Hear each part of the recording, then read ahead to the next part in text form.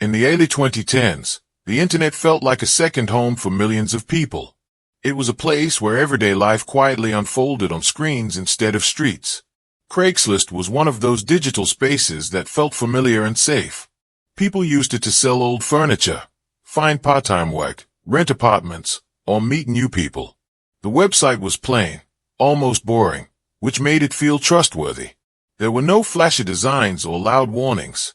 Just text, simple categories, and endless listings posted by strangers who felt oddly close. In the city of Brookhaven, Craigslist had become part of daily routine. College students searched for roommates. Single parents looked for extra income. Lonely people scrolled through personal ads late at night, hoping for a small connection. No one imagined that something dark was hiding behind those simple blue links. Laura Finch was one of those people.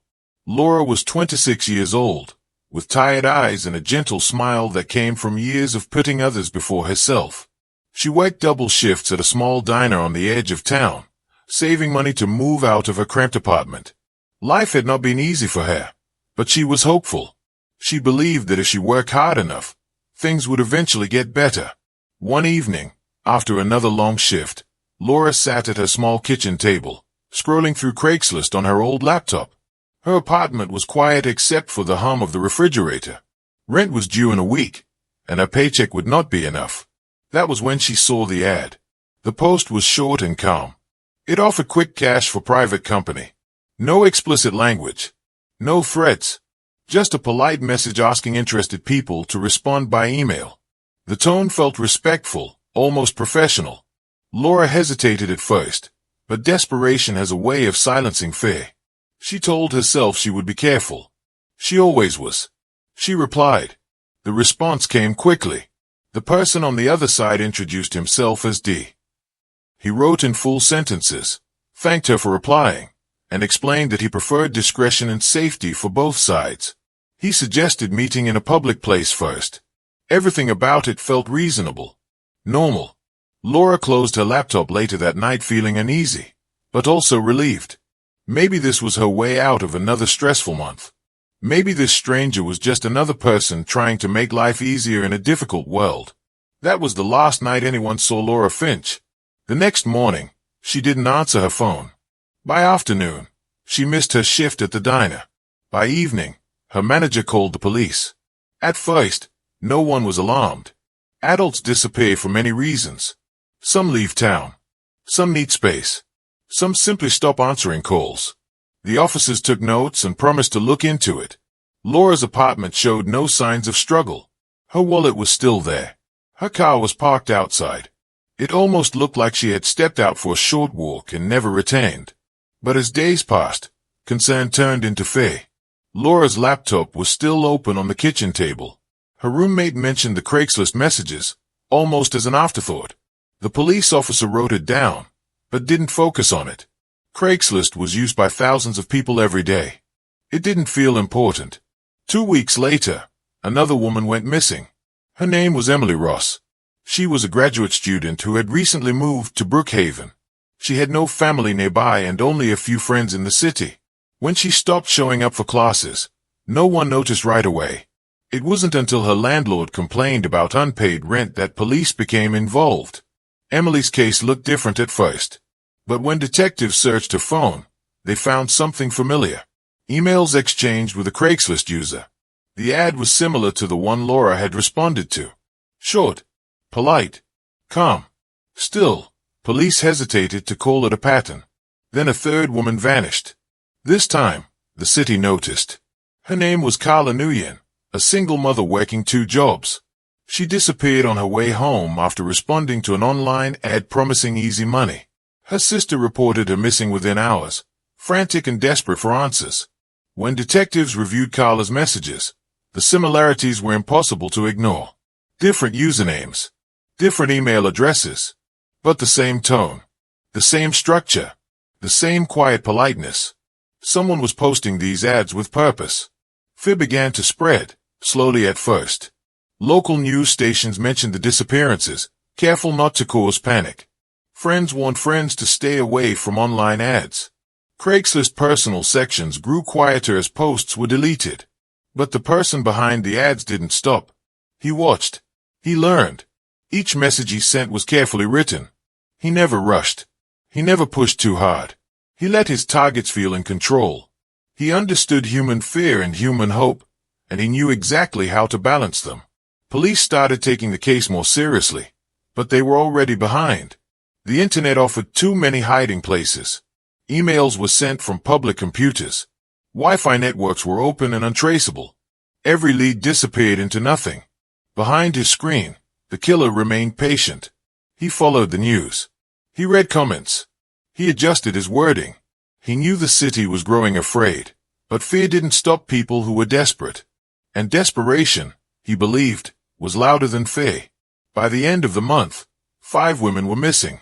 Their faces filled the local news. Candlelight vigils were held in parks. Families begged for answers. And still, there were no arrests. No suspects. Only silence. Craigslist, once a place of everyday trust, had become something else entirely. And somewhere in Brookhaven, a man sat quietly behind a glowing screen, typing another polite message, knowing that someone, somewhere, would read it and believe it was harmless. After all, it always looked normal at first. When the 5th woman disappeared, the city of Brookhaven finally admitted what it had been avoiding. This was no coincidence. This was no series of unrelated choices or sudden departures. Something deliberate was happening, and it was happening quietly, beneath the surface of everyday life. Fear began to move through the city like a slow fog, creeping into homes, workplaces, and conversations. People still went to work and school, but they checked over their shoulders more often now. Phones were held tighter. Doors were locked earlier. Inside the Brookhaven Police Department, the mood shifted from routine to urgency. Detective Marcus Hale stood alone in the conference room late one night, staring at a wall covered in photographs. 5 women. 5 lives paused in time, their smiles frozen in snapshots pulled from social media and family albums. Hale had been a detective for nearly 15 years, long enough to recognize patterns others missed. And this pattern was beginning to scream at him. Each woman came from a different part of the city. Different ages, different jobs, different personal lives. There was no obvious connection between them that would point to a single suspect. No shared friends, no shared workplaces, no shared hangouts. If someone looked at the cases individually, they might still believe the women had simply vanished on their own. But Hale had learned that the truth often lived in the details people ignored. He reviewed the case files again, slower this time. He read every witness statement, every phone record, every digital trace. And there it was, hiding in plain sight. Craigslist. Not just one ad. Not just one response. But a consistent trail of online communication that ended abruptly in every case.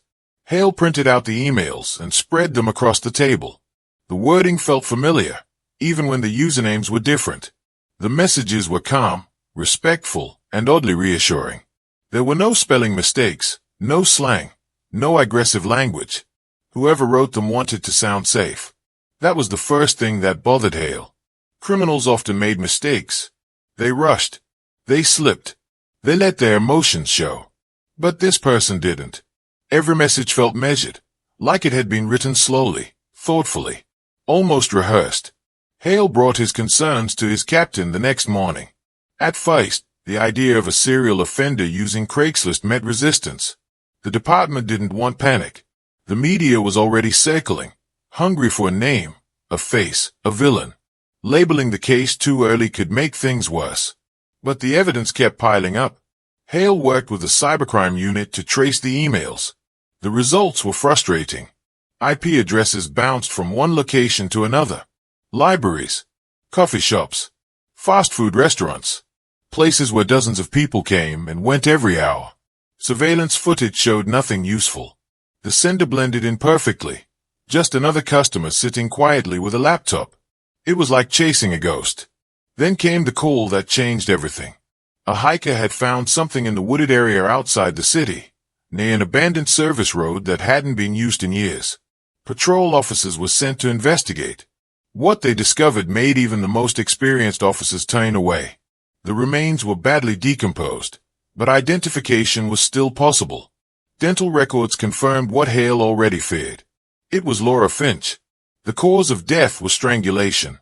There were no defensive wounds, no signs of a violent struggle. The medical examiner believed Laura had known her attacker, at least long enough to feel safe, long enough to let her guard down.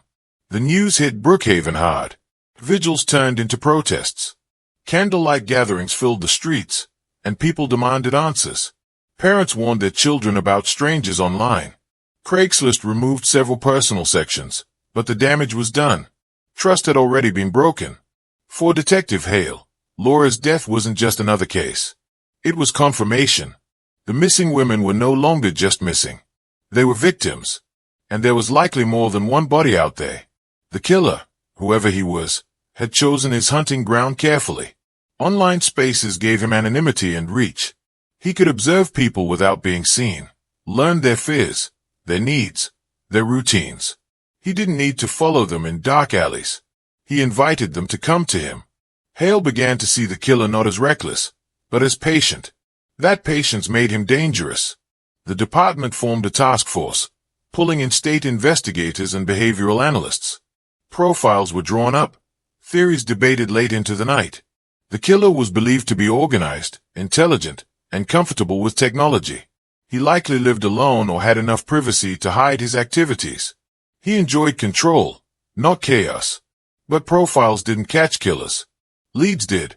Police appealed to the public, asking anyone who had responded to similar Craigslist ads to come forward. Tips flooded in. Most went nowhere. Some were outright lies. Others were simply misunderstandings fueled by fear. But one tip stood out. A woman named Rachel called the hotline, her voice shaking. She said she had responded to an ad almost identical to the ones described on the news. She had exchanged emails with the person for several days. The messages were polite and thoughtful, just like the others. But something had made her uneasy. A small detail she couldn't explain. She backed out at the last minute. Hale met Rachel in person. She handed over printed emails, her hands trembling. As Hale read them, a familiar chill ran through him. The wording matched the other cases perfectly. The same rhythm, the same phrases, even the same polite sign-off. But there was something else. In one email, the sender mentioned a news detail that had not yet been released to the public.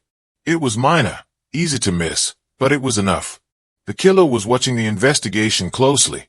He wasn't just aware of the police. He was following every move. That realization changed everything. Hale knew they were no longer just hunting someone who wanted to avoid capture. They were dealing with someone who enjoyed staying one step ahead. Someone who felt superior, who saw the investigation as part of the game. Late one night, Hale sat alone in his office, staring at the city lights outside his window. He thought about the victims, about the families who would never hear their loved ones' voices again. And he thought about the man behind the screen, typing calm messages while destruction followed in his wake. The darkness they were facing wasn't loud or chaotic. It was quiet, calculated, and still growing. The first time Daniel Cross walked into the Brookhaven Police Department, no one paid much attention to him. He didn't look dangerous. He didn't look nervous. He was average in every way that mattered and invisible in every way that protected him. Medium height, slim build, neatly trimmed hair, glasses that gave him a thoughtful appearance. He wore a clean jacket and carried himself calmly, like someone used to being ignored. That was part of his strength. Daniel told the desk officer that he had information related to the Craigslist disappearances. His voice was steady, polite, and almost apologetic, as if he felt bad for taking up anyone's time. He said he had exchanged emails with one of the missing women, but never met her. After seeing the news, he felt it was his responsibility to come forward. Within minutes, he was escorted to an interview room. Detective Marcus Hale entered with a folder tucked under his arm, prepared for another dead-end tip. He had heard dozens of similar stories by now. People wanting attention. People panicking. People remembering things too late. He expected Daniel to be the same. He was wrong. Daniel spoke clearly and carefully. He explained that he had responded to a Craigslist ad several weeks earlier. The conversation had gone on for days, but something about it unsettled him. He couldn't point to a single sentence or phrase. It was more of a feeling, he said. A sense that the person on the other side was watching rather than talking. So he stopped replying. Daniel handed over printed emails, along with a USB drive containing the full conversation. He also offered access to his laptop and phone without hesitation. Hale noticed that immediately. Most people guarded their devices like secrets. Daniel gave his up freely. That made him seem honest. The cybercrime unit examined the files and confirmed Daniel's story. His messages matched the pattern seen in other cases, but there was nothing incriminating on his end. No threats. No planning. No suspicious searches. Just a man who had walked away. After an hour, Daniel was thanked and released. But he didn't leave. He lingered in the hallway, asking if there was anything else he could do. He mentioned his background in IT, explaining that he worked freelance jobs helping small businesses with cybersecurity. He casually suggested that the killer might be using public Wi-Fi networks or anonymizing tools to hide his tracks. Hale listened. That was Daniel's second strength. He never pushed. He planted ideas and let others believe they were their own. Over the following weeks, Daniel became a familiar face at the station. He didn't show up every day, but often enough to be remembered. Sometimes he brought coffee. Sometimes he dropped off notes with suggestions about online tracing. He never asked for credit or access.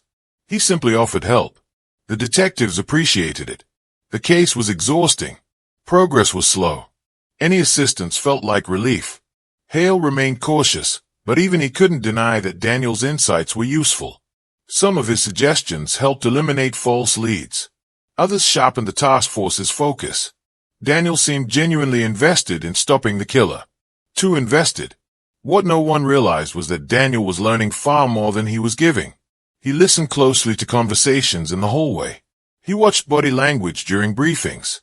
He paid attention to which detectives argued, which ones doubted themselves, which ones were desperate for results. Every detail mattered. Every reaction was data. Daniel had always been good at understanding systems. Computers. Networks. People. To him, humans were no different from code. Predictable once you understood their patterns. At night, alone in his apartment, Daniel reviewed the day like a scientist analyzing an experiment. He replayed conversations in his head, noting where the police were strong and where they were blind. He smiled when he realized how much they trusted him. That trust was intoxicating. Then the city was shaken again. A sixth woman disappeared. Her name was Hannah Moore, a freelance photographer new to Brookhaven. She vanished after responding to a Craigslist ad that offered quick cash for a private meeting. The details were nearly identical to the previous cases. But this time, there was something different. The ad had been posted only hours after Daniel had left the police station the day before. Hale noticed the timing almost immediately. It bothered him, but he pushed the thought aside. Stress made detectives paranoid. Coincidences happened. Still, the feeling stayed. As the investigation continued, Hale began reviewing everything from the beginning again. He read transcripts, studied timelines, compared dates. That was when he noticed how often Daniel's visits lined up with shifts in the case. New ideas introduced shortly before the killer changed tactics. Public statements followed by adjustments in the ads. It wasn't proof, but it was unsettling. Hale decided to watch Daniel more closely. He didn't confront him. Not yet. Instead, he asked him questions, casually, during one of his visits. About his work, his routines, where he spent his time. Daniel answered easily, without hesitation. His life sounded simple, predictable, boring, but something felt rehearsed. The breakthrough came by accident. A junior analyst from cybercrime approached Hale late one evening, holding a stack of printouts. She explained that while reviewing older Craigslist posts, she noticed a repeated formatting style, specific spacing, identical sentence structures. It was subtle, but consistent. She also noticed something else. Some of the draft versions of these ads appeared to have been edited multiple times before posting, suggesting the writer was testing different wording. Those draft timestamps matched login times from a device that had accessed the police department's public Wi-Fi network. Hale felt his stomach drop. Very few people used that network regularly. Daniel was one of them. Hale didn't sleep that night. The next morning, he authorized a quiet background check. Nothing obvious appeared. No criminal record. No past violence. No complaints. Daniel Cross was clean. Too clean. Hale requested a warrant to search Daniel's apartment, but the evidence wasn't strong enough. Everything they had was circumstantial. Suspicion wasn't enough. So Hale did something risky. He invited Daniel into the investigation room for a private conversation. Daniel arrived on time, calm as always. He smiled when Hale thanked him for his help. He listened attentively as Hale explained how difficult the case had been, how much pressure the department was under, how dangerous the killer was. Daniel nodded sympathetically. Then Hale asked him a question that changed everything. "What would you do?" Hale said slowly. "If you were the killer?" Daniel paused. It was brief, just a fraction of a second. But Hale saw it. A flicker of interest. Not fear. Not anger. Interest. Daniel leaned back in his chair and spoke thoughtfully. He described how someone might exploit anonymity, how they might enjoy watching authority struggle. He spoke about control, about intelligence, about patience. His words were precise and chilling. Too accurate. When the conversation ended, Hale watched Daniel walk away, his posture relaxed, his steps unhurried. To anyone else, he looked like a helpful civilian leaving a police station. To Hale, he looked like a man who had just enjoyed himself. That night, Hale reviewed security footage from nearby cafes and libraries again, this time with Daniel's face in mind. It took hours. Then he saw it. Daniel, sitting alone at a corner table, laptop open, typing calmly. The timestamp matched the posting of one of the ads. The room felt suddenly very small. Hale knew then that the most dangerous place in the city wasn't the dark woods or abandoned roads. It was right beside them. Listening. Helping. Waiting.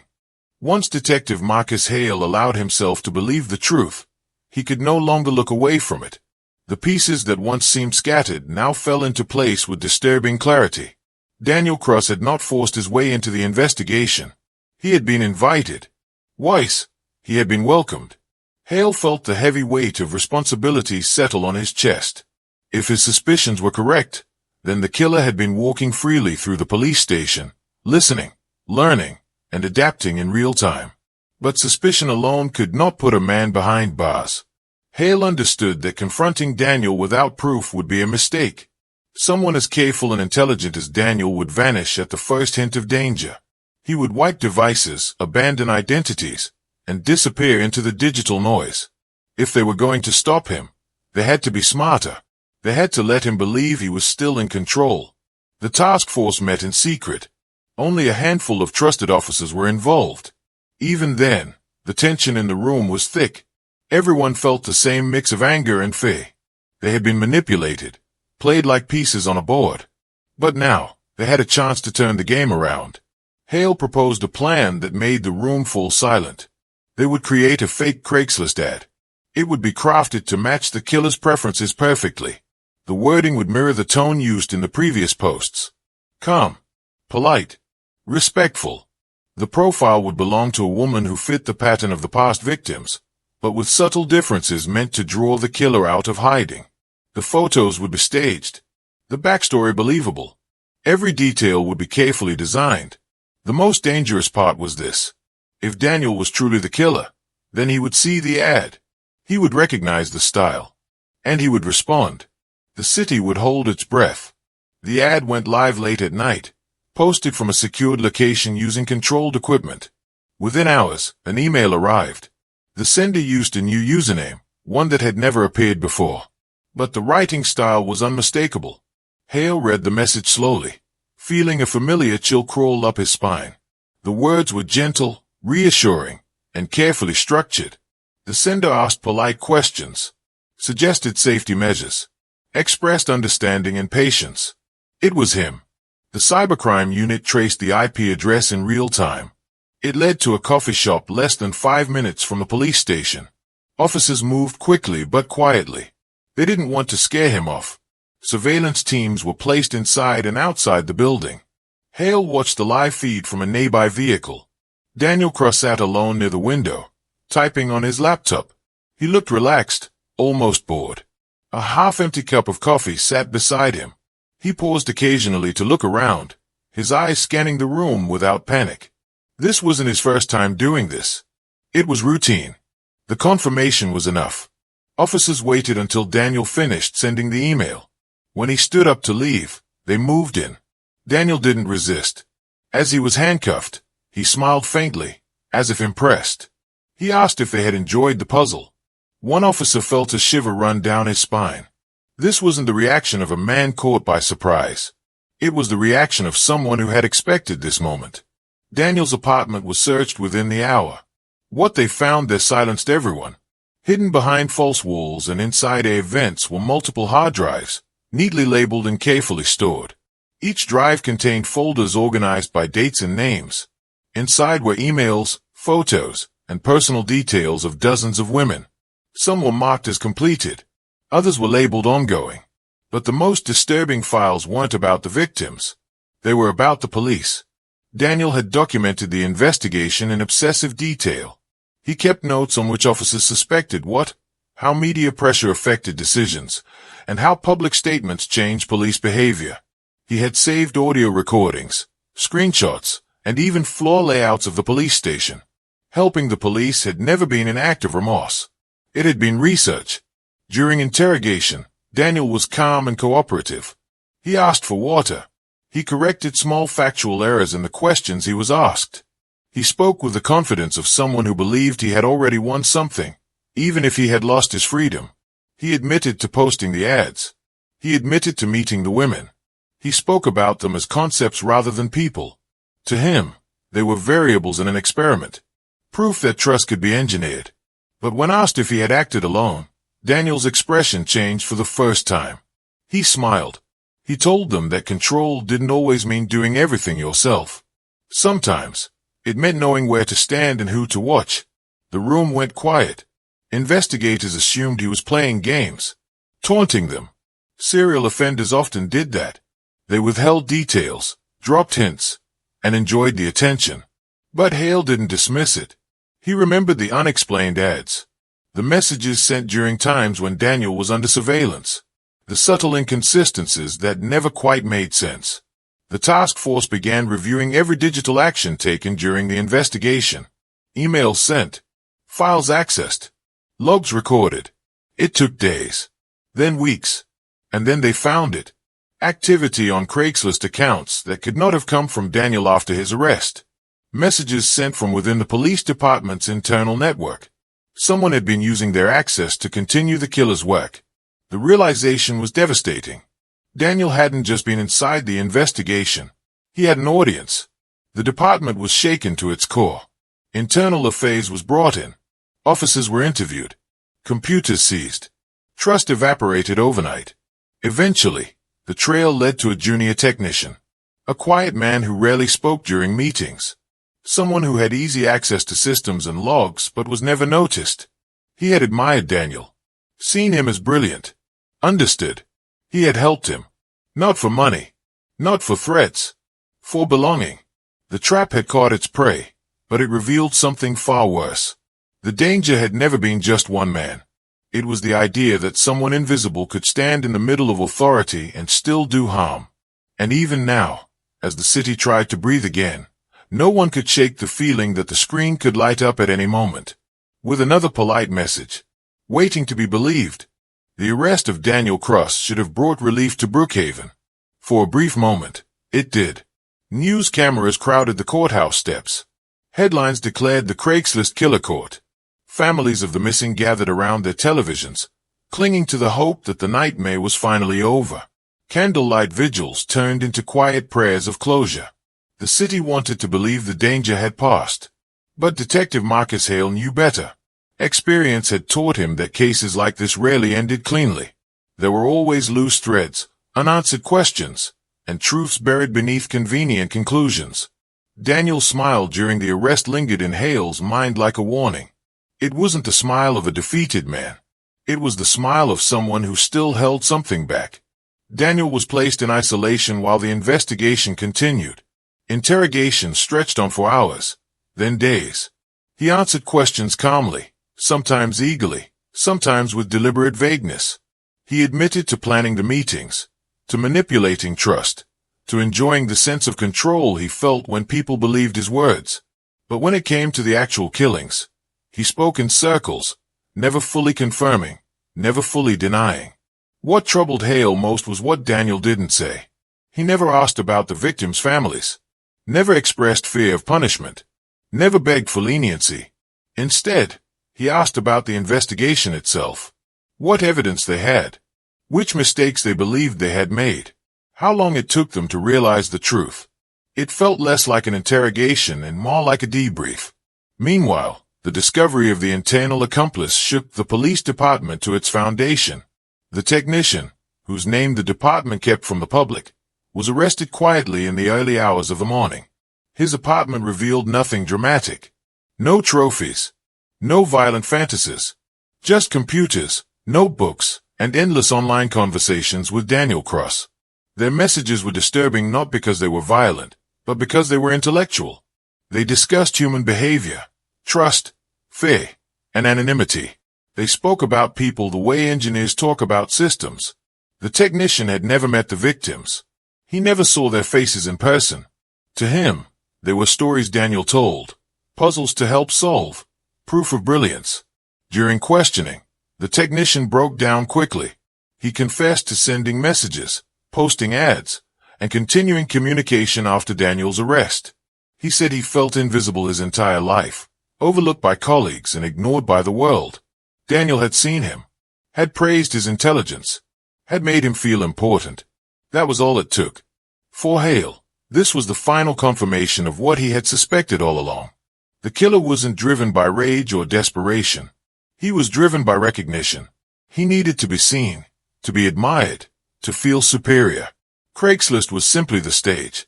The police department had become part of the audience. As the case moved toward trial, new evidence emerged that forced investigators to confront an even darker truth. Forensic analysis linked Daniel to multiple unsolved cases in neighboring states. Disappearances once thought unrelated now fit the same pattern.